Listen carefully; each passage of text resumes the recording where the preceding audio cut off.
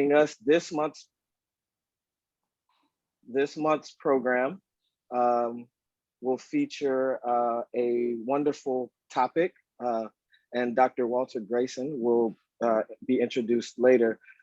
I want to go over our Zoom protocols for us as we begin to partake tonight in our program, just to make sure that we have a wonderful program that everyone can see and hear and understand. So during our program, we ask that we mute all computers. Everyone is on mute except the presenter. There will be question and answer time. There may be dialogue where we are asked to engage. And so it will be during that part where we would invite you to unmute yourselves. But other than that, please keep yourself on mute so that there's no background noise that would be distracting to other participants. Once it's time for the Q&A, or if Dr. Greason engages us, just know that your video works best if your computer is situated on the table or at eye level, so that we're not like looking up at you. So hopefully we're trying to look directly on you so that we can engage with you, see your face and those types of things. There are different types of views that you can use on your screen. You have speaker view, you have gallery view, multi-view. During the presentation, I will spotlight those who are presenting. So Dr. Greason will be front and center during his presentation. And then once we go to the Q&A or the discussions, then we'll open it back up to the larger group. If you have a question or a thought hits you as the presentation is going on, we encourage you to put it in the chat. That helps us do a couple of things. If there's a screen share, we won't be able to see your raised hand icons or those things. And also, as you put your comments in the chat, it will log them in order. And members from the committee will be monitoring the chat to bring out the questions. And so that way we can make sure that we keep you in order and that nobody goes for too long with their hand up and we miss them. With that, we invite you to listen and engage. I turn it over to Linda Hewitt. Hi, everybody. First of all, thank you so very much for coming tonight. These are the times when I look at, everybody having to go outside and go to the library, where it's a good night to be inside if you're lucky enough to have air conditioning, that's for sure.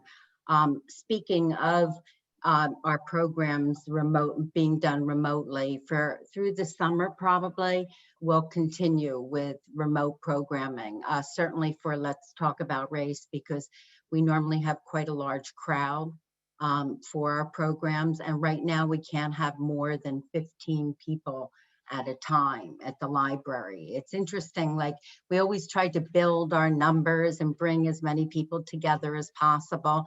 And we are cautiously now bringing people together in a live environment. With that said, the library, I'm really pleased to announce this, on July 6th, next week on Tuesday, we're more fully opening. We won't be interrupted hours like we've been closed 12 to 2 or 4 to 6 for dinners and lunches. Our staff is coming back to work together. The children's room will be open again. And we are going to be doing programming in person. A lot of it will be outside, and we'll have to limit things, like I said, because if we have inclement weather, and after all, this is New Jersey, where we have lots of rain, which is a great thing. But if it does rain, we have to bring people inside. So we're going to be moving cautiously forward. And as the summer, things might lessen up and we can allow more people to be in the library together. But as a result of all this, a lot of our programs will still be remote. This program, our Spanish program, our artist program, a lot of some of the children's programs, but we will once again be bringing also people together inside the library. But I think I announced this maybe the last time or the time before, but it's something to keep repeating. The Red Bank Public Library no longer has library fines. I've been in the business of libraries for a long time, and I really believed in library fines, but I'm here to tell you, so many people are kept out of using libraries because they owe a $5 or $10 fine. And oftentimes it's people that, you know, can't afford to pay fines, and then they won't come as families to the library. And so, you know, the Red Bank Library, about 2 years ago or so, we eliminated fines in the children's room, and we found that, you know, we were able to find revenue different ways. And so now, after we eliminated fines during COVID, and we didn't really want to start them again. So I'm really happy to say that we definitely want our items back, and we would like it if you could bring them back on time, but we are not going to penalize you. You don't have to walk in the library, you know, with your sad face on because you owe us 60 cents in fines. You can always make donations to the library. We can always use that, but no more fines. So that's a really big thing, and we're going to be celebrating that for a while. Also, this summer, we hope to do, as I said, some outside things, one of which we're looking to do a jazz concert, some musical things. We're doing summer reading programs. We, as I said before, we've kicked off a seed catalog. It's not the best time to plant seeds, but if you want, come in the library, grab a packet or two of seeds and take them with you. And we'll definitely be doing another seed swap in the fall. That's coming, when you can plant some, you know, things again in the garden for the fall. We're starting up, hopefully, some of our programs like Bridge and Mahjong. We started walking tours again. So things are definitely coming back to a more normal. One thing I want to say, during the time of COVID, I mean, I think something great happened as far as conversations like this. More and more towns wanted to have conversations, and more people are coming together. And just of note, a few in our town, the T. Thomas Fortune is just doing such dynamite things. I mean, I really encourage you, get over there, you know, take a look at their programs, definitely get involved. You have a program out of Princeton called Not in Our Town, I think, Princeton. They do fabulous programs. They, you know, they're really doing some terrific things in Princeton, and they're involved with other organizations, and they lead some great conversations. Also in Red Bank, there's Citizens for a Diverse and Open, help me out here, community, I think. So I, you know, ask you to get involved in these groups, look at what they're doing, and definitely continue having conversations. Tonight we have Walter Greason with us, which is always a special pleasure. He's been on our Let's Talk About Race committee for several years, and we know whenever he does a program, it's going to be a dynamite program. This community has been really, really lucky in having him in the community, working at Monmouth University. Unfortunately, all good things come to an end. And although I hope he stays connected with us, I believe he will, as a committee member and a supporter of, you know, our program since pretty much the beginning, we're really going to miss him. So I'm not going to talk a lot about where he's going. Patty White will do that, who is here to introduce him. But I do ask this summer that you get out and get involved in not just this conversation, but in any way that you can personally, whether it be to support somebody, a multicultural business leader, or maybe give a kernel of information to somebody that, you know, needs that. So with that said, I'm introducing Patty White, who is also a member of the Red Bank Public Library Race Commission Committee. And Patty, if you're there, I don't see you right now, but hopefully you didn't skip out on us. No, I'm right here. Okay. Thank you so much. So we really want to get to Walter's presentation, but I wanted to say that just to reiterate, Linda mentioned the concept of revenue for libraries. We know everybody's budget is stressed. And I wanted to say that our little committee, we are volunteers. So I just help out. Linda works at the library, as does Claire Phelps, who's also on the committee. She's here tonight. And Walter and Kerwin also contribute, serve on this committee. And every presenter that we've had on this program volunteers, and we have had some amazing talent, and you'll recognize that when Dr. Greason comes on. I'm going to call you Dr. Greason now because you've earned that title. In any event, I would like to tell you, Linda mentioned he will be moving to Minnesota soon, but this is a blessing for them.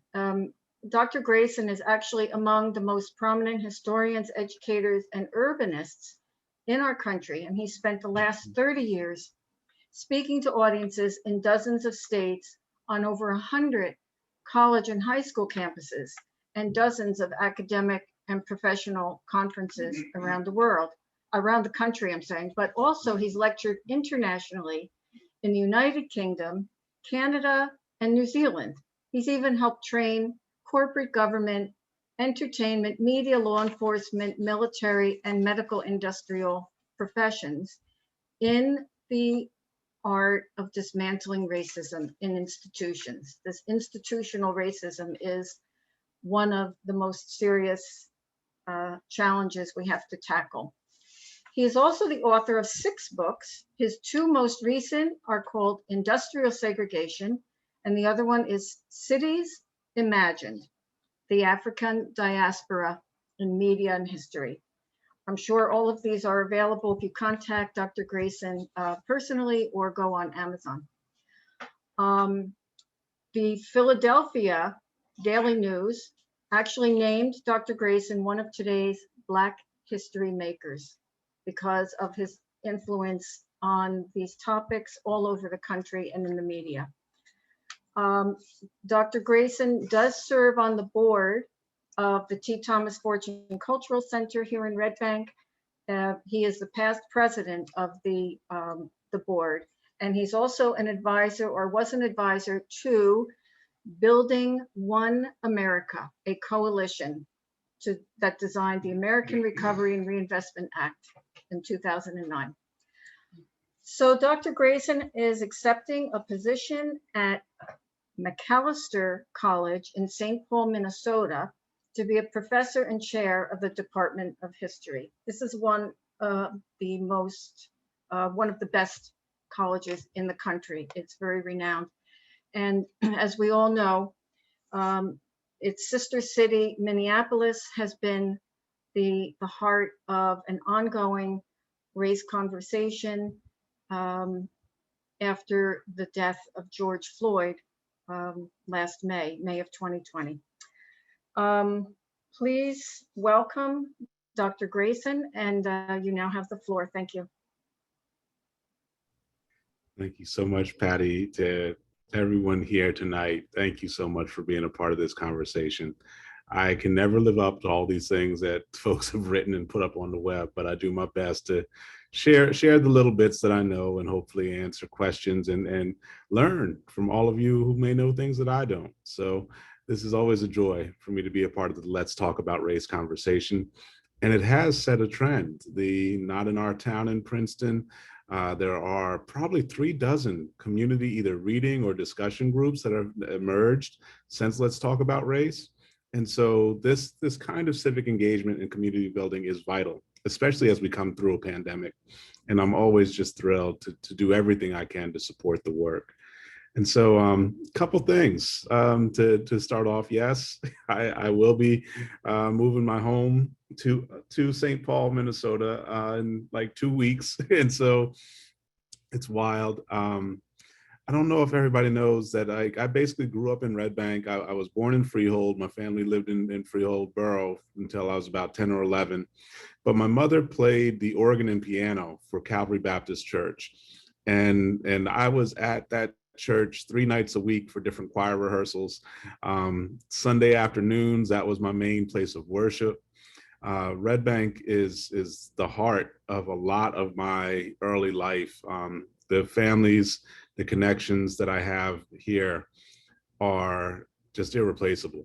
And so I've already gone online and begged the people of Minneapolis to take me into their homes and let me be a friend and let me build a community with all the social media folks that I've connected with in that area. But it's impossible for them to replace you all and everything that you have done in my life. So this is a great occasion for me, but also I'm very kind of shaken at having to kind of do this big change. The one blessing that's at the heart of it, that Macalester is an extremely well-funded institution, which I didn't realize when they had offered me the position. So most of what I do there, I get to travel to different places and help other people become more aware of all the programs that Macalester offers. And so I'm doing projects in New Orleans, I'm doing projects in Orlando, Florida, and Buffalo, New York, San Francisco, California, San Diego, California. But most of all, they've given me funding to stay connected to all my people in New Jersey. And so I'll be back, doing work with Two River Theater, with the T. Thomas Fortune Community Center. All this work will continue, and I'll be back on a regular basis. So yes, I would love to continue to serve as a volunteer. And this is always just a blessing for me to be with you. So we're here to talk about Juneteenth, which I managed to get a screensaver or background to kind of speak to it. And it's a great, great year, great occasion to talk about this particular holiday that has now been adopted, not just by the state of New Jersey, not just by Monmouth University or any number of other private institutions in the state, but has also very quickly been adopted by the federal government. The House of Representatives voted on it. The Senate came in and said it was a necessary holiday, miraculously within just 2 or 3 days. And then President Biden came on board and also signed it into law, so that it was an official holiday this month, but next year it's going to have a much larger celebration. Nearly everyone across the society will be taking time on a hot summer day to kind of enjoy themselves and rest and celebrate the idea of freedom. And this is always very important for me because it comes right in the middle between Memorial Day, which is when we kind of celebrate the people who gave their lives so that we could be free, mostly through military service, but not exclusively, just anyone who gives their life to protect what we enjoy as free people. Then we go to Independence Day, which is a very different celebration in July, which is about the nation's emergence and the victory in the American Revolution, that we stand for the right to pursue freedom and gain new rights over time. Juneteenth embodies what the Declaration of Independence was created for and how it was beginning to be realized, how it took almost a century for us to go from declaring independence to saying, at least in principle, that all Americans should be free. And so that's what I wanted to talk about today.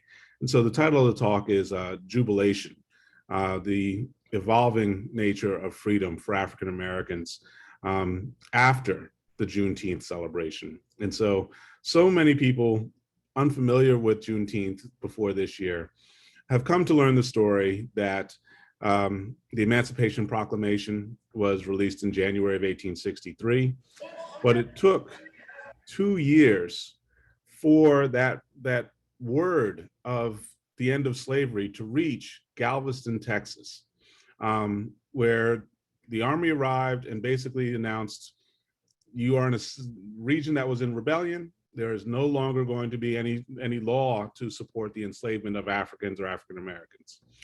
And in that, the third week of June, that became this cause for celebration in that place that people began to refer to as Juneteenth.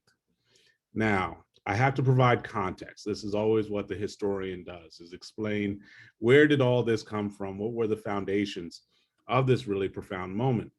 And I'm actually going to do it a little bit deeper than I've done it in some of my other recent presentations, in that I want to juxtapose two ideas, in that we look at Juneteenth as a freedom day, freedom as the core principle that defines Juneteenth.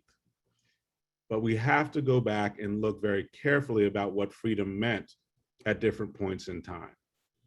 So most of what I'm going to talk about is going to focus on this idea that freedom evolves. And to that end, I'm going to share a little bit of the data I've worked on in a few of my books to kind of illustrate the evolution of freedom. So give me just a second to find the correct file. Oh, and I did get ahead of myself. One quick reminder, tomorrow is an exceptionally important day in this tradition in this area. Monmouth University was founded in 1933. It became a four-year institution, it began granting four-year degrees in the 1960s, and then it became a formal university in 1996. So it took 63 years for the university itself to evolve. In that time, it had never had a full-time African or African-American faculty member. So let me say that again. My colleagues at the university, there were always one or two or three African-American students enrolled, so it was never segregated as severely as, say, the University of Alabama or the University of Mississippi, but they never hired any Black staff or administrators. Just was never a part of how the university functioned. That changed in the early 1980s early 1990s, when they hired residential life staff. They hired two assistant deans to help oversee the dormitories. And so that started the process of the first Black employees at Monmouth University. That was then complemented less than a decade later in 1997, when they hired African faculty for the first time. They hired African faculty in English and in history. And they were the folks given tenure track opportunities, and they were successful. It was a really great story for that breakthrough.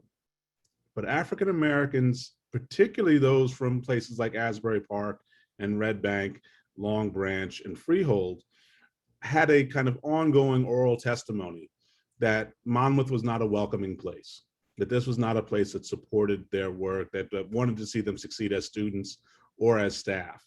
And so it was very important that in the early 2000s, 2005 to 2014, there's a real shift, that there was a recognition that there was a problem at the university. And I would say in 14, that's when they hired Nicole Parsons-Pollard, and she became the associate provost, which is the second highest academic officer at the school. And she came to me and sat down and was like, what is wrong with this place? How did they miss the civil rights movement?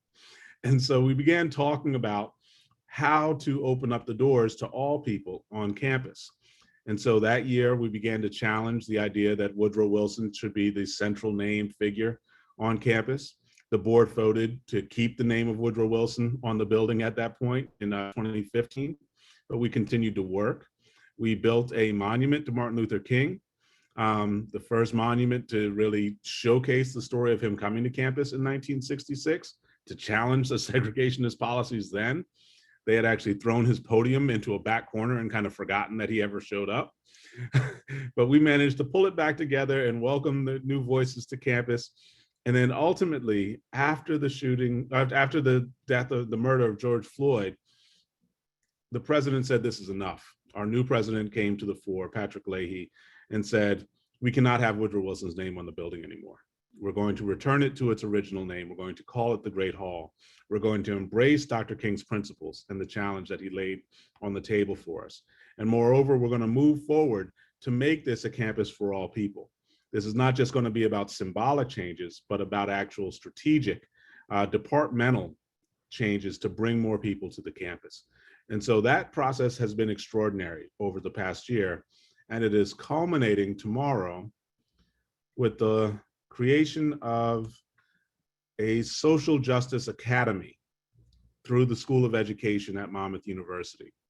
And so the Social Justice Academy is a 5-year initiative funded by the Grunin Foundation to train school leaders and teachers in teaching civic education, particularly committed to breaking down barriers against injustice. And so to create those opportunities, it's a massive grant sponsored by one of my proteges, Dr. Nicole Pulliam. And they have been doing anti-racist education. They have been carrying the torch for what we do here in Let's Talk About Race. But I wanted to invite everyone here at this meeting tonight to this opening kickoff, where we have 3 of the most distinguished educational leaders in the country coming to the campus. So we're going to start with Dr. Beverly Daniel Tatum. She's very famous for her book, Why Do All the Black Kids Sit Together in the Cafeteria? And then we're going to have Ijeoma Oluwu, who is a prominent journalist on education issues. And then we're going to have Jamila Pitts. And I have the great honor of actually hosting the conversation and moderating. So if you click on the website and you visit and you want to check in, we still have a few seats left. So I would love it if everybody came out. In my life, nothing will ever match the thrill of doing the work to create the T. Thomas Fortune Cultural Center. This Social Justice Academy at Monmouth University, a place that was really committed to segregation for a very long time, comes very, very close. It's a very close second behind the T. Thomas Fortune Center. And so that's why I wanted to make sure I started there, is that our local commitment to Juneteenth has never been higher. And so with that, I want to show you some of the data that shapes the conversation for tonight. And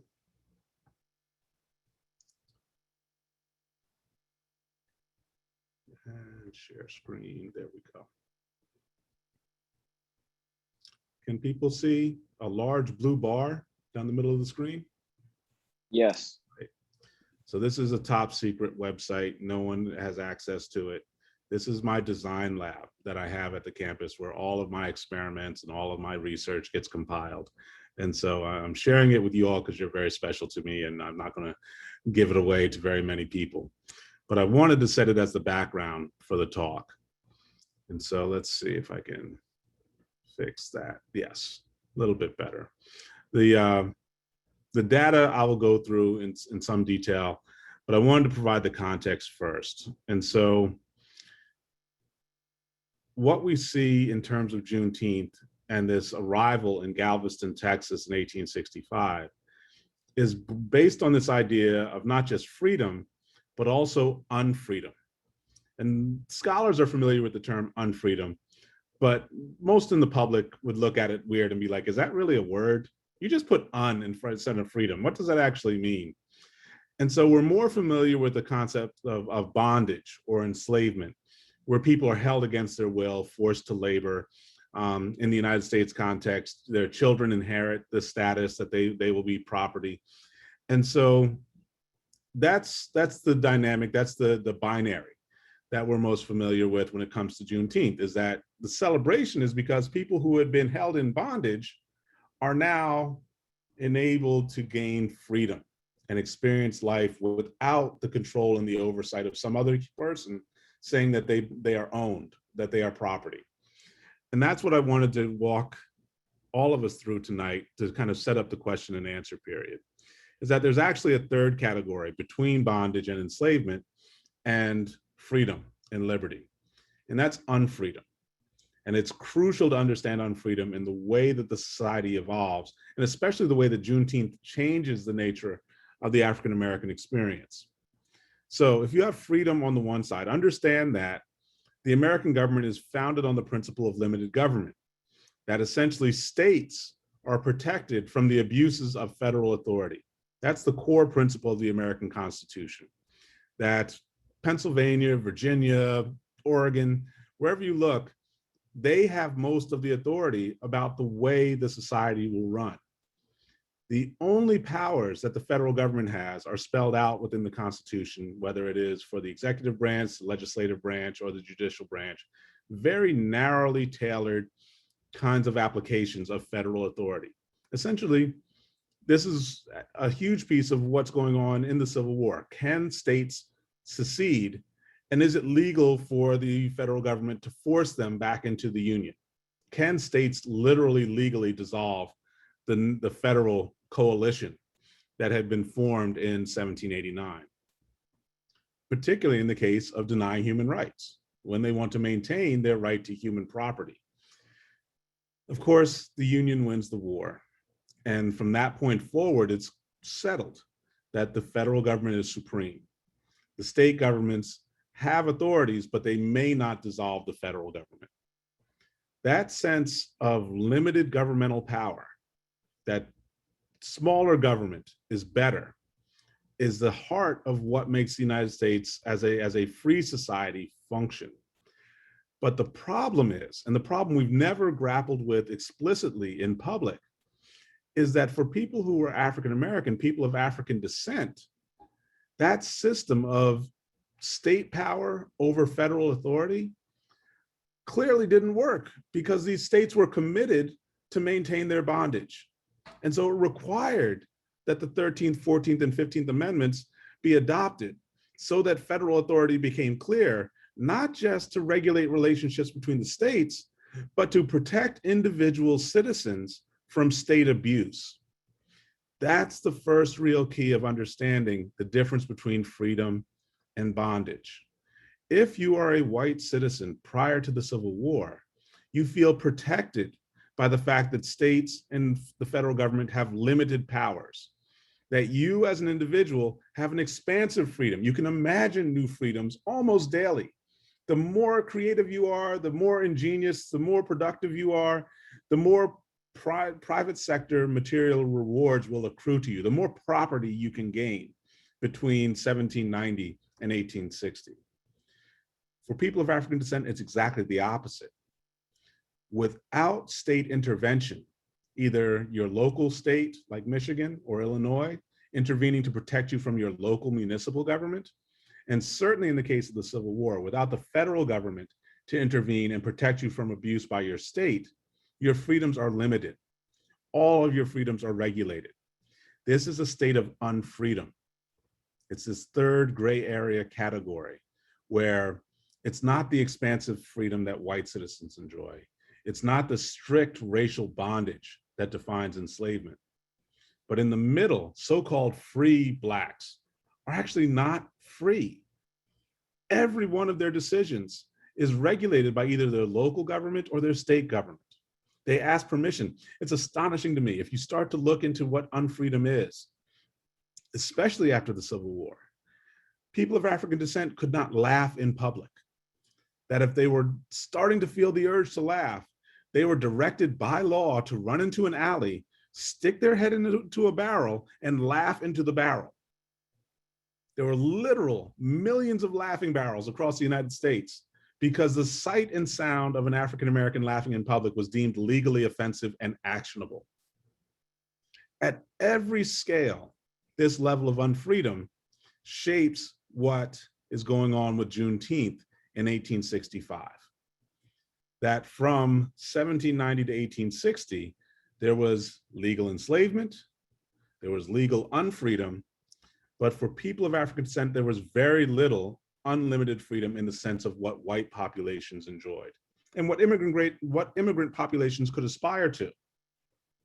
So that framework sets up a really profound dynamic that I write about a lot, that in the United States, there are three inalienable rights, that there is your right to life, your right to liberty, and your right to pursue happiness under the Declaration.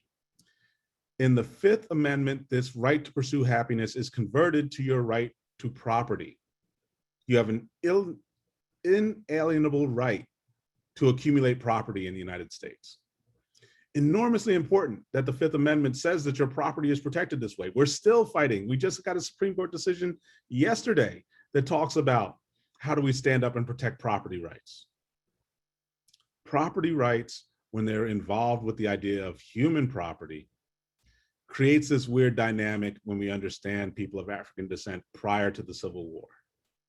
That those who are held in bondage are clearly property, like owning a goat or a sheep or a cow, as offensive as that is. That's essentially the way the law operated. But again, what we never study is that those who were quote unquote unfree, free Blacks, were actually held in bondage by their states. They were a form of public property that the municipal government, whether it's New York or Philadelphia or Chicago, regulated the freedom of Black populations so that they could only live in certain areas. They could only work in certain occupations. They could only behave in public in certain ways. They could not serve in the National Guard or any kind of local militia. They could not vote in most cases. So This unfreedom is tied in the same sense of keeping people who are identified as Black or African as some form of property, either private property owned by a slaveholder or public property regulated by the state. Juneteenth opens the door to challenge all that. From 1862, as the Civil War is unfolding, people held in bondage are running away from the plantations where they're held and trying to reunite their families, trying to find lost relatives. They're doing this in such numbers that the Union Army is writing back to DC to Abraham Lincoln and saying, what do we do with all these people who are just leaving and coming to us and saying they're trying to find their family members? This is the impetus in September of 1862 for Lincoln to begin to debate and draft an Emancipation Proclamation. It's what W.E.B. Du Bois calls in his book, Black Reconstruction, the general strike. That the lack of African descended labor across the South, the dysfunction of the property system that's based on owning African Americans, collapses the economy of the Confederacy. And I could drill in further and give you a lot of details about what that meant, why they go bankrupt in 1864. But the larger effect is that when Juneteenth, the Emancipation Proclamation is beginning to spread, more and more people are leaving the plantations. More and more are running to the Union lines and volunteering and trying to say, I am free now. I will not participate in my enslavement any longer. You can protect me. That process sets up this moment in 1865, before the 13th Amendment is actually formally passed and adopted into the Constitution, that African Americans participating in this general strike are rewriting what freedom means for themselves, but also for the country as a whole.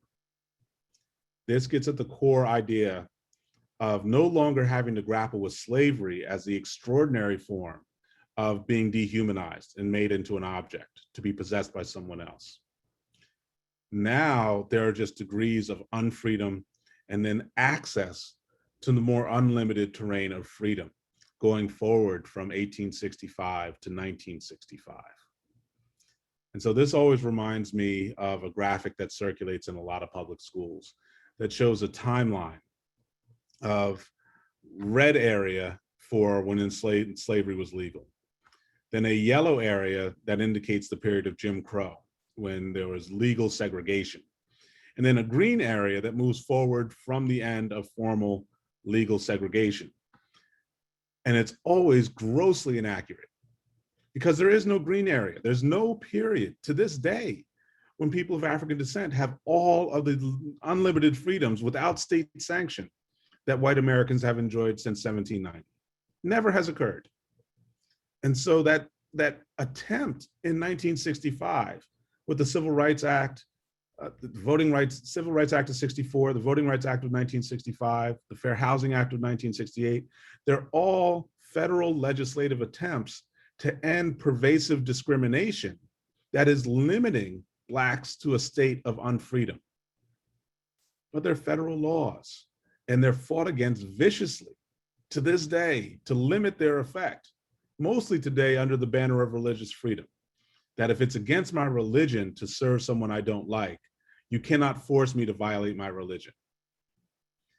That is a debate around what degree of freedom do some people enjoy and others not.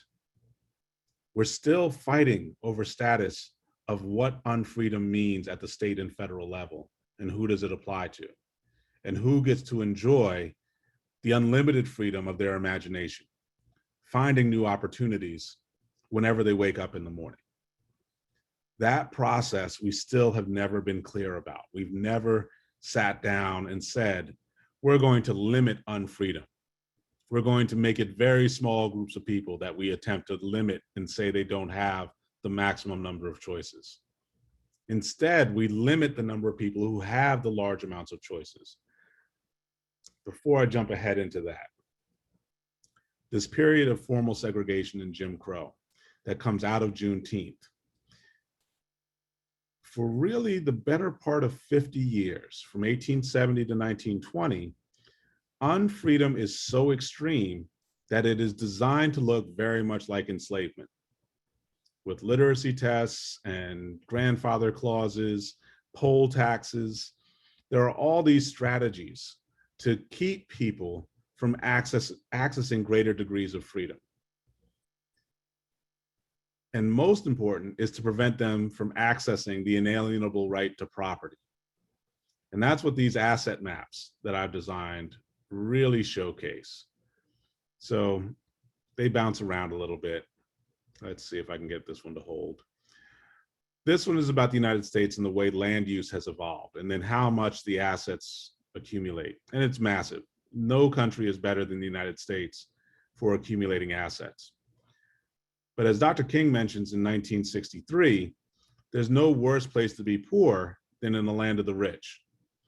And for most of the 20th century, the exclusion of African Americans from the right to accumulate property creates exactly the condition that King is describing, that African Americans by race are not allowed to own homes. They are kept into the poorest jobs that pay the lowest wages, unable to bank, unable to open savings and checkings accounts in most local banks.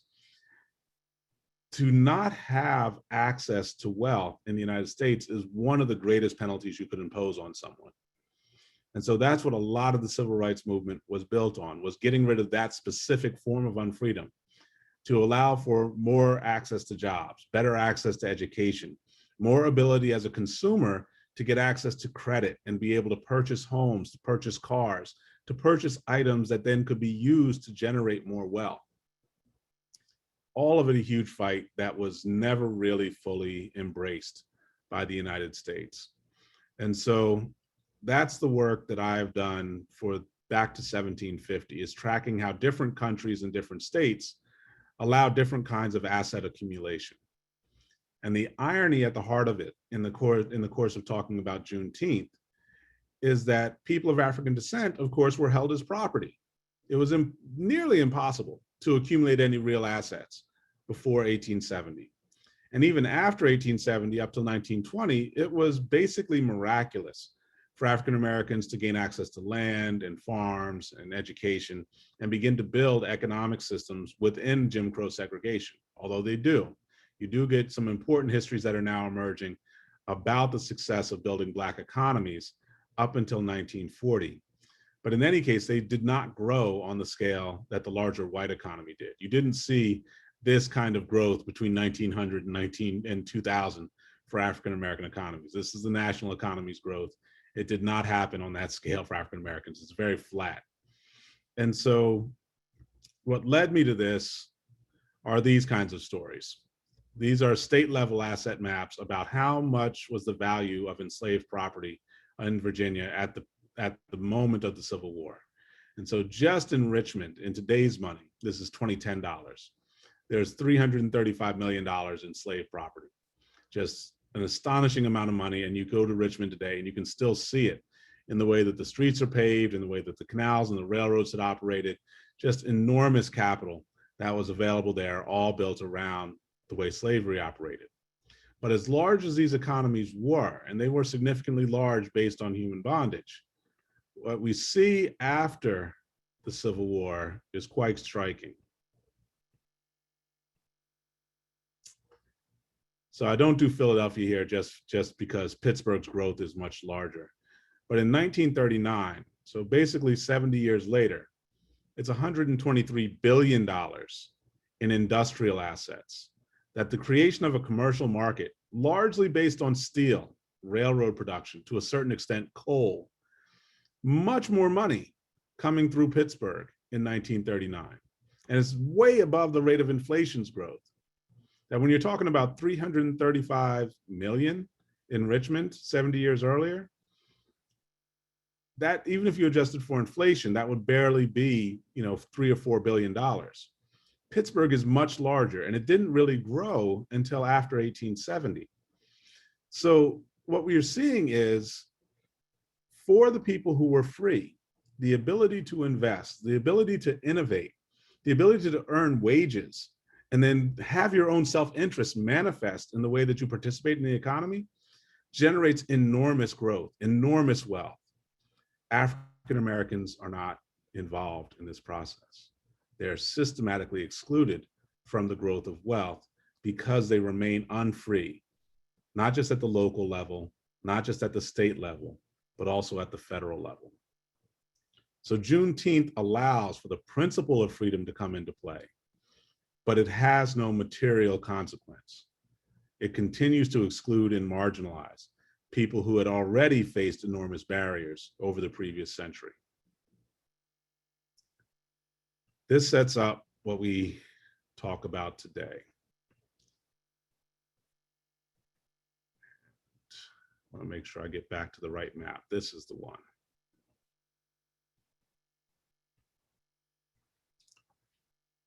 So one of the most striking maps for me is the story in 2010 of what's happening in the Caribbean. And so these were some of the largest economies in the world in 1750, particularly if you were to look at like Cuba. It's right here. And so all these economies stagnate, with the exception of the Dominican Republic does well in the later part of the 20th century.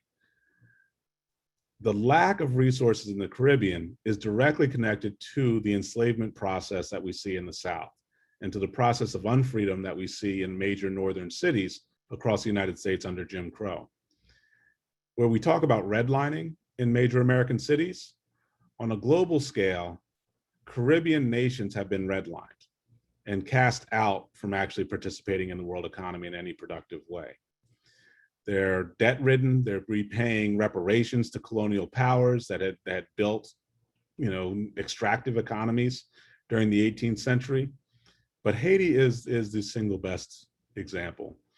That you saw growth in Haiti. It was the core of the French Empire in the Western Hemisphere. But with its isolation, by 1900, there's no growth. By the year 2000, there's only like 2 or 3 percentage point growth. And so this is not just a case of looking at the west side of Red Bank and how immigrants lived there, but then maybe could assimilate, or maybe because of Fort Monmouth, African Americans might gain access to education and better jobs because of the civil rights movement. That there's actually, from the global scale down to the local, structural boundaries that maintain unfreedom for people of African descent. And so Juneteenth as a celebration is enormous, but without the growth of investment to grow new businesses, whether it's along Shrewsbury Ave, or whether it's along Liberty Ave in Long Branch, or along Malcolm X Boulevard in Harlem, there's never been structural wholesale market investment in African and African American communities. You could draw this out to the continent, which is the data I'm working on now.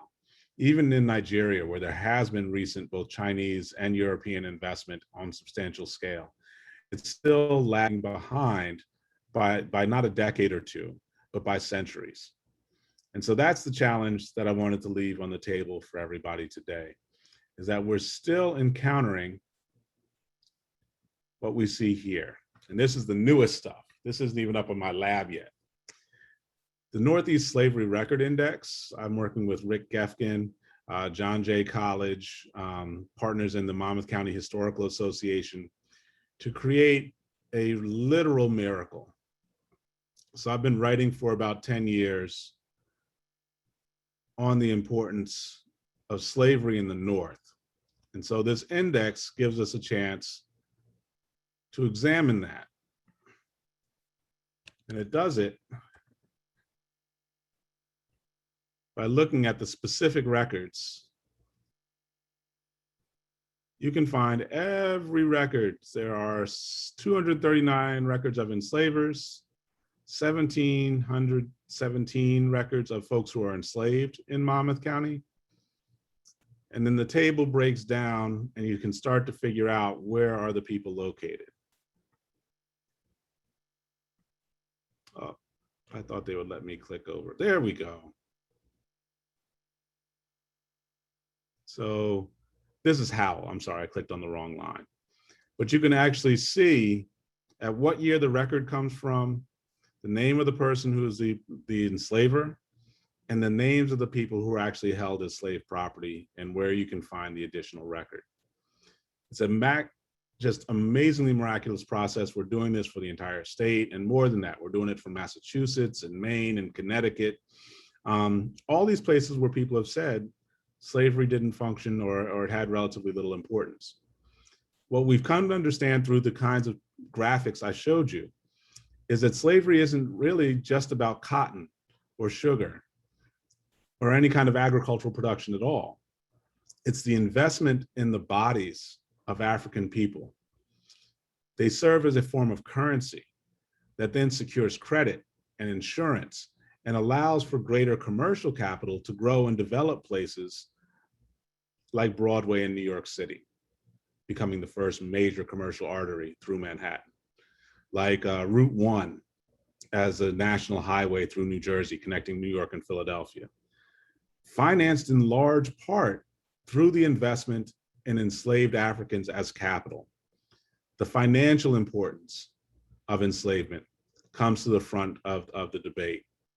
And that's still what we have not been able to do with Juneteenth. Juneteenth is about ending the formal barriers of enslavement and bondage. It doesn't end unfreedom. It does not guarantee access to the more expansive freedoms that exist throughout the society. But it does give us the opportunity to have these conversations, to recognize the patterns, good and bad, that we've seen that we haven't been able to discern in past decades. And that's why I love coming out and doing talks like this, is that it gives us a chance to find new answers and ask new questions and start to find a way that we understand our world in more detail. So Juneteenth is about freedom, but it's freedom that we haven't realized. It's a freedom we must still pursue and attempt to achieve together. Thank you.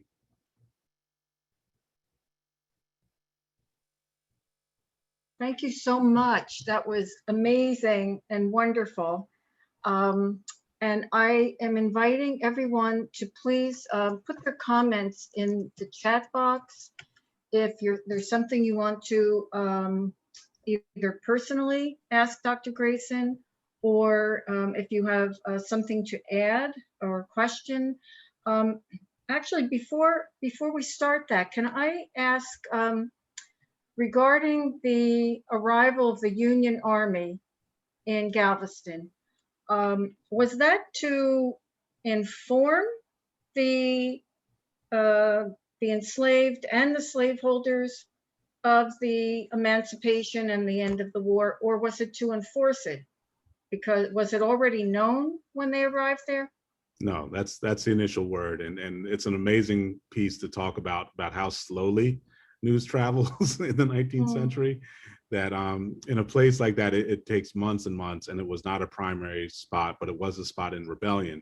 And so there are a large number of plantations there. And of course, you actually have within a week, the local government pushes back and is like, yeah, slavery may be over, but we're just going to call it something else and keep doing it. And so like, there's enormous resistance on the ground. The state of Texas, the municipalities around Galveston and Houston, you have places that did not recognize the end of slavery until the mid-1920s. And so you're talking about another 50, 60 years of, continuing bondage, formal bondage that the state and the local governments try to maintain. Which we still see remnants today in some of the subtle and not so subtle laws and policies and belief systems. Yeah. Oh, I'll tell you something wild about this part of New Jersey. So when I was doing the research on my book, I lived in Freehold. I grew up in Manalapan. The people who lived like next door to me lived in 4 kind of migrant labor housing places that had no electricity and no running water. They all had outhouses, and this is 87, 88. If you go through Howell, and there's a tiny little spot you can still find in Manalapan where there are still those migrant labor houses that exist, that essentially the people lived in a form of slavery because the people who owned the land forced them to work in exchange for their staying in this, really substandard housing. So no, there's a lot more to tell about rural New Jersey. That the evidence is quickly disappearing as people build out new housing developments. But Well, there's speaking of disappearing, we had, I think it was only a month ago, I'm losing track. It was either April or May. Claire Garland presented May. a wonderful history on, it was May, on the local Native population here, and especially how it was integrated with the African-American population. And Lorraine Stone told stories of the Black community in Fairhaven. And there's a, I visited a little street called Brown's Lane in Fairhaven back in the 1980s. I knew somebody who was living there. It was a little dirt road. It's off River Road. It was a little dirt road, and most of the houses were pretty small and humble. And you know, you weren't expecting to find that in Fairhaven. I went down, we took a drive down a month or two ago. What's happening in Brown's Lane? All of that, what was there 40 years ago is gone. It's paved, it's all pretty big, well-to-do homes. And in fact, one of the stories that Lorraine shared was that there is a burial ground in there on somebody's private property that there was it was taken to the, I guess, the New Jersey Supreme Court to see if it could be excavated or at least examined, and they ruled against it actually, and the family, the private owners, I guess, do not want to explore. So there's an example of history disappearing. And one more thing I want to mention, this is a wonderful book. I'm going to put it in the chat in case you can't really see it clearly. Slavery and Freedom in the Rural North, specifically African Americans in Monmouth County, New Jersey. And when you read, it's by Graham Russell Hodges. And when you read through this, you see name after name after name of former slaveholders that we now see in small town names, street names, just all over, little towns. Yeah, so let's keep this historical record on purpose. We have a question in the chat about what is the time of your event tomorrow, Walter, at Monmouth U? It's 11 a.m. Oh, you responded. Thank you. Mm-hmm. So folks, if your video is off, please feel free to turn it back on so we can see your faces. We would love to hear some comments, stories, questions. Dr. Greason has promised that he's going to stay connected with our little committee from Minnesota because he wants to just do everything, and we appreciate that. Dr. Greason, one of the things I feel, you know, that you're kind of saying, though, it's, I don't mean to say gesture, but it's a nice gesture to have this holiday, and, you know, but there's a lot of work to be done. It's not just to celebrate Juneteenth, but to still do a lot of things to make freedom more equal. I mean, when you talk about some of these things, I think also about the second-class citizens, the underground society that's, you know, doing all of the picking on our farms, that's doing the dishwashing, that's doing all of these things where there's no doubt that this is definitely a slave type of situation where people get into these situations where, you know, to live somewhere, they have to pay a certain amount, but they're never going to make enough by picking berries. And, you know, they get into these situations that are, you know, really, really unhealthy financially. And so it's still going on with different parts of all America.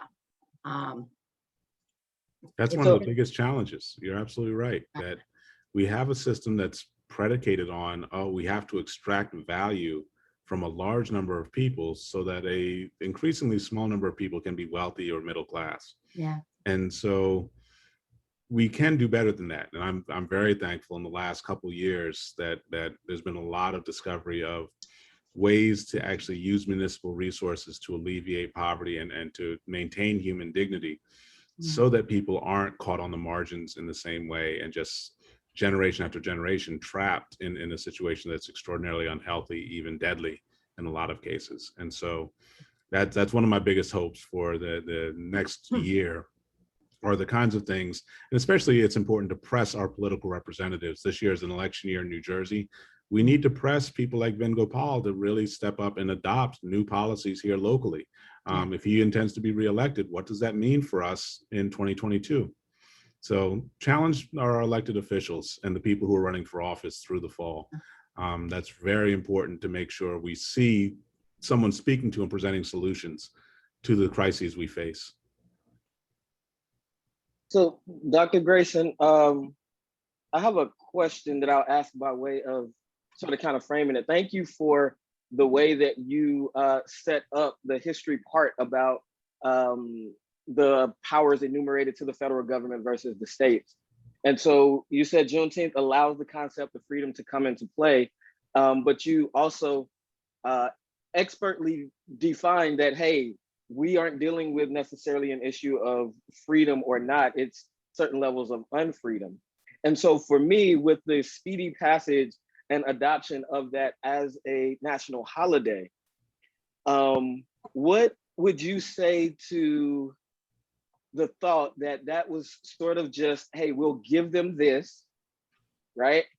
Because when it comes down to it, you can't enforce it on the states if they don't want it. And then the states are banning critical race theory already. So what does this mean? And that was sort of my question earlier, and I'm glad that you waited. So what does it mean? Was it just show? Is it all just all right, we appeased you, now go ahead and leave us alone? So if you had said that 6 or 8 years ago, I'd been like, yes, absolutely, absolutely. I think there's a stronger coalition of people who aren't willing to settle for symbolic concessions, and that ultimately, whether it's the Congress or the presidency, when you have an organized coalition of citizens demanding real change, that's what moves things. Even the Supreme Court changes its opinions based on the way they believe the public will receive the word that comes down as law. And so it's astonishing. I'll say among civil rights activists that, did work from, age 70 all the way through young people who, 25 at the young end, astonished at the coalition that came together last summer to protest what happened to Breonna Taylor and George Floyd. Just massive numbers of people, not just in the US, demanding accountability and transparency and real freedom. That's power. And when we have those coalitions that stand together and rally around demands for real material change, that's literally why I say we need to press on our state legislature here in New Jersey. We have a group that says they want to do good. They've got to deliver, and they've got to do more that's not reinforcing like, oh, well, Trenton and Camden and Newark, they're just lost causes. We can't do it. No, that's unacceptable. Like, we're going to stand up, whether it's Red Bank or Rumson or Fairhaven or Toms River, we're going to stand up, and it's like, this is one state, and we stand together to have a good standard of living for all people that live in New Jersey. St. Paul, I was amazed moving out there to get ready to work with those folks. This summer, they're adopting universal basic income for every household that's earning less than $45,000 a year, so that every low-income household in St. Paul is going to receive an additional $3,500 a year to make sure that they have food and heating oil and basic human needs. And so these kinds of proposals have more traction and support than they've ever had before. And we have more people determined to take action on climate change is a huge issue in this area. Like, how are we going to really adapt our infrastructure? More educated people, more determined people to force politicians. There's a great quote that came out yesterday. Politicians are tools. It's not whether I like my politician. It's like, what can I use my politician to accomplish? That's what we have to see in a democracy. These people are represented to enact the things that we want to see done. And we can help them get there with more information and more data. But that to me is the most compelling thing. And I'm coming off of a high right now. I'll be very honest. Nicole Hannah-Jones is someone I've worked with for 3 or 4 years now. Her success with the 1619 Project has just been one of the great moments for me in the last 2 years, to see it take off and gain the traction that it has. And so she was denied tenure a little under a month ago at her alma mater to come back and be a journalism professor. And because there was massive national, international protest about the way they treated her, they just voted and reversed themselves 9-4 to restore and grant her tenure. And that's all public pressure and activism. Citizens and activists have the ultimate power. And that is what it means to be free, ultimately, that we can stand up and move the people that we think have authority.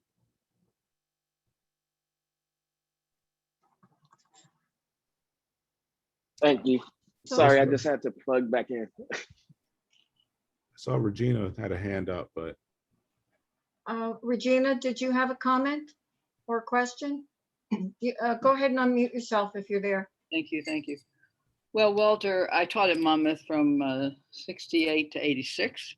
And I think I had one of the Black students during that time. And what I see is happening. So thank you so much. Thank you, God, and thank you for purifying the motive of conduct, which I call really working at the DNA level, which is what has to be done. We can't have good intentions anymore. They lead to hell. We know that. So how are we going to get people to operate out of motive, not good intention? And I think the day of the good intention is behind us if we activate what you have suggested. Thank you so much. It's and a joy. Thank goodness for Monmouth now that you've been there. Thank you for your work. And we all stand on your shoulders, just trying to do things we can do now. Friends, I just want to make sure to announce that, we're continuing these programs. We're planning to end at 8:30 unless we're really have a great conversation going. We could go a little longer, but we always like to announce our upcoming programs as well. July 28th, we will be featuring Rabbi Mark Klein, who serves at the Monmouth Reform Monmouth Temple. Reform Temple. Thank you. Okay. So that'll be July 28th. And actually, he had been scheduled to be our April 2020 program before the big pandemic shutdown. And then the other big movement in the country about racism around George Floyd and Breonna Taylor. And this ongoing problem of anti-Jewish racism is not going away, and we want to invite him to, so please tell your friends, and we'll be sending out announcements.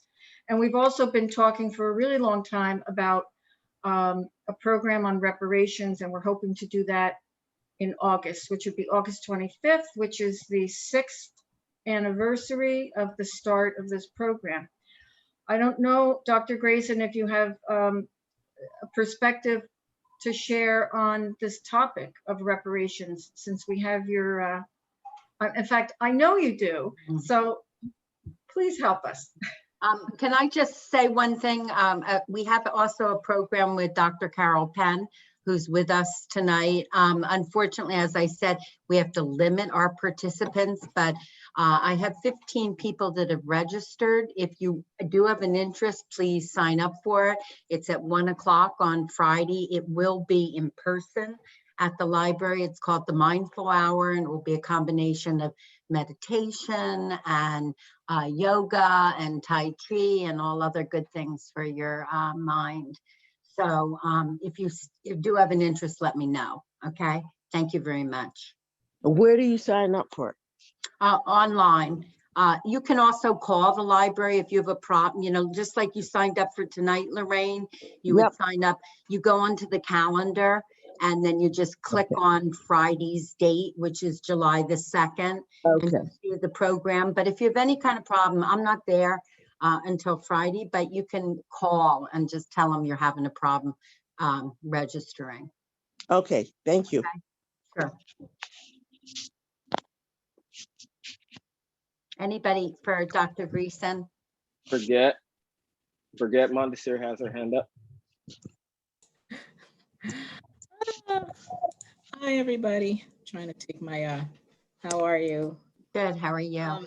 Actually, it's not so much a question, but an announcement. And I don't know if anybody's already done it. I tuned in a little late. But the T. Thomas Fortune Foundation, in sponsorship with the Rainey School, is going to be honoring Dr. Greason in celebration and salute on August 1st at the Rainey School. Some of you may have already received your save the dates. If you haven't, it's coming. We will be sending out invitations as well shortly. Details will be on our T. Thomas Fortune Cultural Center website. I'm sure all of you would like to attend and give your respects to Dr. Greason and his immense contributions to all of us. And so I'd be remiss not to mention that in this company. So I certainly hope that you all would keep that in mind. August 1st, there will be a cocktail reception at the Rainey School from 5 to 7. So put it on your calendars. Thank you, Birgit and Thank you. Bridget. Like, there's so much there, and yeah, I'm just blown away and humbled so much by the love, and Well deserved. can't thank you all enough. But I think for me, the headliner is the T. Thomas Fortune Scholar that's starting high school at Randy, that will be there to mention the work that they're trying to do. And so to see more young people following in the footsteps of the fortune tellers, and your daughter Subi, who has really blazed the trail. Yes, this is just an extraordinary time.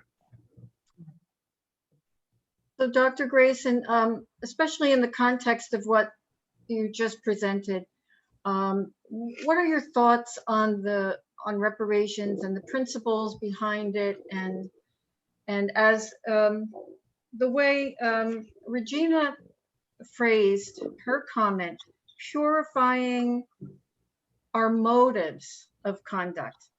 We can do things, but what are our motives and how do we purify them, and how does that apply to reparations? So I'm just going to put a book in the chat real quick. It's a link actually to an NPR podcast with William Darity.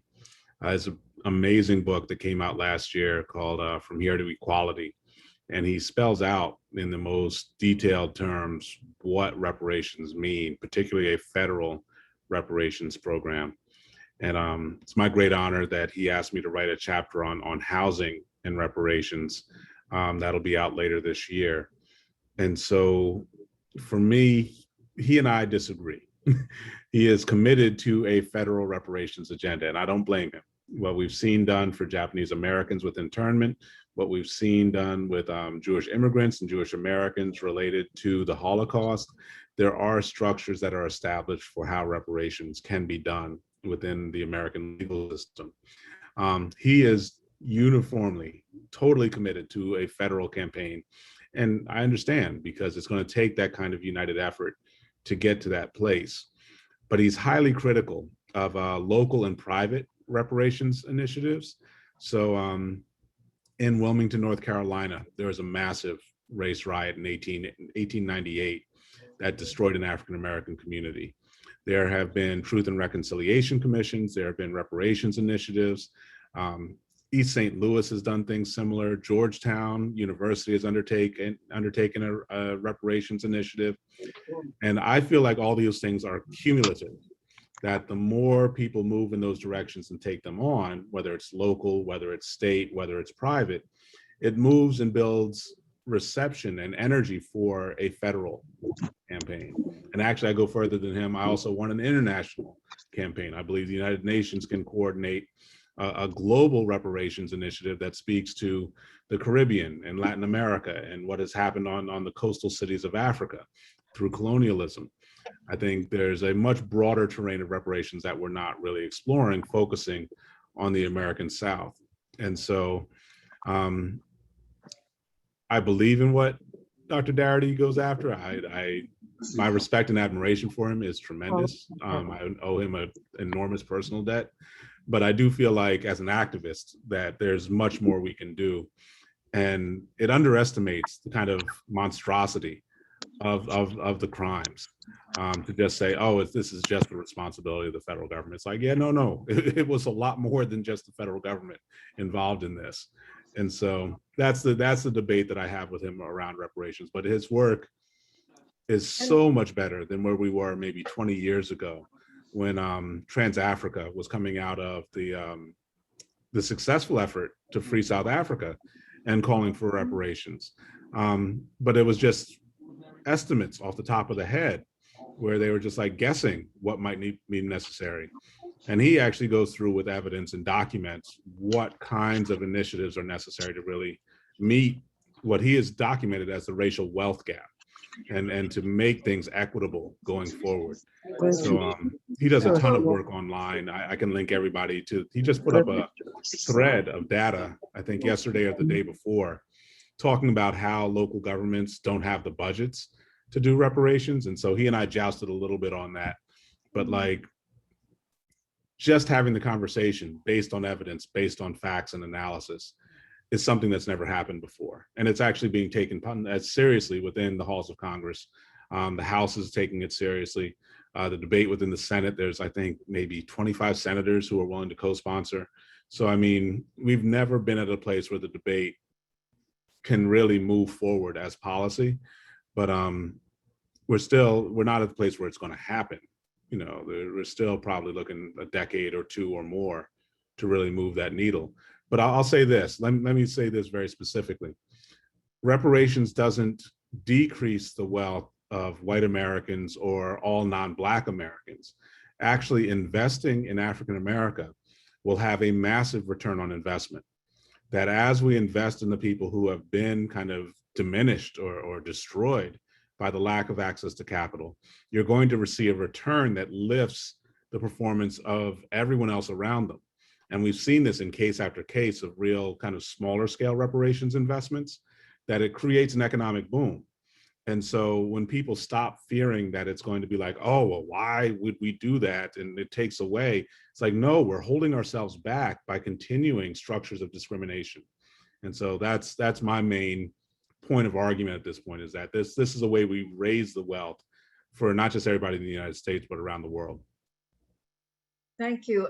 Kerwin has a comment as well. Has there ever been a United States? So that's a rhetorical tool, right? Like, you know, Jefferson's really clever with the Declaration, man. Like he's, you know, laying out all men are created equal. However, some of us have a lot of property and we'd really like to maintain our control over the land that we hold. And if you have a little bit less, don't worry, one day you might have as much property as me. Just keep trying, just keep trying. And so, yes, there's this notion of what the United States is. The unity is like the freedom. It kind of flows back and forth. It ebbs and flows. There are moments when people, you know, you can point to the days following 9/11 where there was enormous patriotism and sense of we cannot tolerate terrorists striking against the United States in this way, and we will stand together to move forward. And you saw a lot of people come together for the better part of 2 years and say, no, we don't lose focus. We're standing that we're going to track down Osama bin Laden. We're going to dismantle Al-Qaeda. This is what we are going to pursue as a national goal. That endured. You have moments like that coming out of World War II, you know, like when there is a sense of shared conflict and loss, it drives people to feel like there's a stronger sense of common unity. There's always dissent. There's always 15, 20, 25% of the public that wants to argue even at those high points. But then we're in moments like now, whereas if you get 55% of the public to agree on a priority, that's almost miraculous. You know, like, but we try to argue that like, oh, we feel so divided. It's like, no, that's pretty normal. It's, you know, getting during peacetime, everybody to agree on something. It's 360, 370 million people. There's going to be a lot of disagreements about what things should come first and what order of operations there should be. even just regionally, like I deal with the fact that we have 10 major metropolitan areas in the United States. If we try to pull together the issues that like Boise, Denver, Cheyenne, Wyoming, you know, Western or Eastern Oregon want to address, looks nothing like what we're trying to do, even on the Great Lakes. If you went from like Detroit to Buffalo, entirely different set of issues and ways they want to go about things. So yeah, the unity is always a little overstated, even as a goal. But I think if we had a more realistic sense of when you get over like 45%, that's pretty significant. Like that means there are a lot of people who have come together from different backgrounds and are sharing a common sense of what's important. You start going 55, 60, you ever get close to 70, that's a winning issue. You're gonna say, most people want that, so why are we not doing it? Thank you. That's about as united as I see us anyway. Thanks. I think I saw Regina's hand before my comment. Regina, did you have a question? Well, my private expression is that the Black community is the soul of America. And we have not yet claimed our soul because we don't know how to give. We know how to hold on to stuff, but we don't know how to give. And the Black community is my teacher. There's no doubt about it. Over and over and over and over. So the question is, Doc, what specifically can we do that maybe we're not doing yet?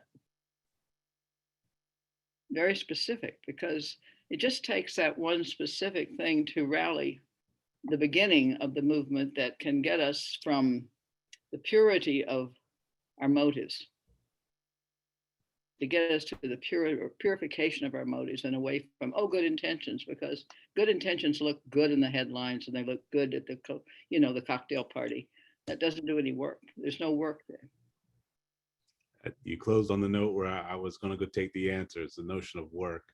So we have a really good chance right now to adopt what's called a federal job guarantee that basically says every American has the right to a living wage, and that if you cannot get a job with your private employer at that level, that your county or your state government may offer you a job and the federal government will provide the wages and benefits. And so it's universal employment. And it doesn't have to be that, you know, someone is working 40, 50, 60 hours a week. It's that you get to work and have a living that you can maintain. So if you're only able to work, you know, 20 hours a week or 15 hours a week because of a disability, like there are subsidies to make sure that you're getting to a living wage and can have a life of dignity. I don't know, I saw so much good through the pandemic where seniors who might otherwise have been neglected or lost access to food, couldn't get out to the grocery store or to the pharmacy, and people built mutual aid systems where they would actually share food and make sure people were okay and taken care of. Astonishing. 100,000 mutual aid networks sprung up inside of like 6 weeks. And so those kinds of spontaneous actions are tremendously inspiring to me, but they also energize the idea that we can do more for each other through our public policy. And that when we build that, it's not just a safety net, it's dignity. It's showing our care and our sense of common worth for each other. That to me, you know, people look at it as just like, oh, I'm guaranteed a job. But no, it's that you have the means to make the choices that you want in your life. You're not, there are some horror stories about people choosing between like their rent and their food. And it's just like, that should never happen anywhere. So there are those kinds of initiatives I think we can pull off in the next year or two that would make a substantial change in getting us to kind of invest in each other and believe in each other. So doesn't it seem like if we really view each other by purifying our motive of conduct, if we really view each other as our true brother and sister and see of all of people as our own family, that we can make all these things happen? Sure. Yeah, No, we teach greed really well, and we teach kind of how to go out and shop for just the next thing that you want to get, you know, because you have a whim. We can teach, you know, different values just as well. We just need to stop just thinking about profit motive and looking out for our, you know, what we want in the next couple minutes. Well, if we stop equating success with money too, you know, and look at humanity. Yes, indeed. We're going to miss you so much. I know You're not gonna miss me. I'm gonna be around. You're gonna be annoyed. You're gonna be like, go back to Minnesota. I don't think You've been here too long. So, well, maybe you'll go through all your celebrations and then say, ha, I'm going to stay. Now that you've honored me, I'm going to No, see, that's not the way it works. I'm just, Be in a better position to help us. yes. Well, you're that just is it. I broaden your will have a scope. few more tools. Yeah, and you'll broaden your audience, which is a great thing for all of us. So, you know, please definitely do keep in touch and let us know what we can do always. Okay. Thank you. I will. I thank you so much and everything that's going on for taking this time and sharing all of this knowledge and information with our audience. We really are very appreciative. And maybe we'll collaborate with the university out there. So. Yes, indeed. That'd be amazing. We gotta get y'all out. I promise it won't be on a -40-degree day. I'll bring y'all out. Well, we can do it remotely. Yeah, right. Now we know. It's all good. Thank you, everyone, so very much for attending tonight. I hope you enjoyed it as much as we did, providing this program. I just want to remind everybody, you can see that this program has been recorded. We've been recording all the Zoom programs. And I know some folks have been looking for them on the library website, but our tech person has actually been posting them on the library's YouTube and Facebook pages. Correct. So they don't get put up immediately because since we have, you know, our staff is somewhat, you know, limited. They've been working under hardship this last year. So, but please, you know, go ahead and look. And if you don't see it after some time, you can always reach out to Linda or myself. And one last thing I wanted to announce, the Monmouth County Park System is going to be sponsoring their first ever, what they're calling cultural showcase on August 15th at Thompson Park down in Lincroft. And they are looking for performers of all sorts, vendors perhaps, and they want to make this as diverse as possible. If you go to the Monmouth County Park System website, you can get information there. And I think that's just one more wonderful thing about our area. Thank you so much, Dr. Greason. Wonderful as always. And yes, we wish you all the best in your new adventure. Endeavors. Thank y'all. Please have a great night. Definitely. See you soon. All the best. All right. Take care. Thank Good night, you. everybody. Good night. Good night, everyone. Night. Thank you. Good night. Night.